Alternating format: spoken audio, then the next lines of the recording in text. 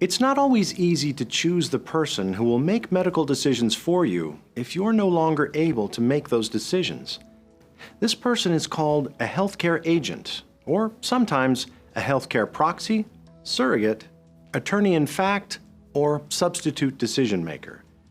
You may not want to think about giving this power to someone else, but it's an important job, so it's good to give it some thought. Some people feel like they have to choose their partner or an adult child, but it's okay if you want to choose a more distant relative or someone outside the family. A person who is not as close to you may be able to do the job without as much emotional conflict. If you do consider someone outside of your family, it might hurt some feelings, but it could also be a relief for a family member to not have this responsibility. Here are some things to think about as you consider the best person for the job. Ideally, your healthcare agent should be someone you trust and who knows you well. A person who can be calm and make difficult decisions, even in stressful situations. And who will be able to fight for what you want, even if that's different from what others want.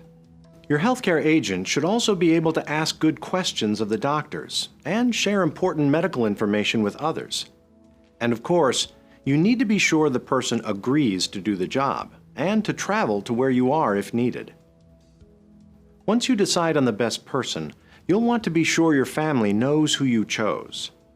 If you're worried about reactions, it'll be a lot easier if you let everyone know before you're in the middle of a stressful medical situation.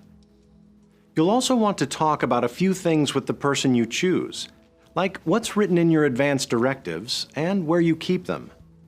Ideally, your healthcare agent should have a copy of your advance directives.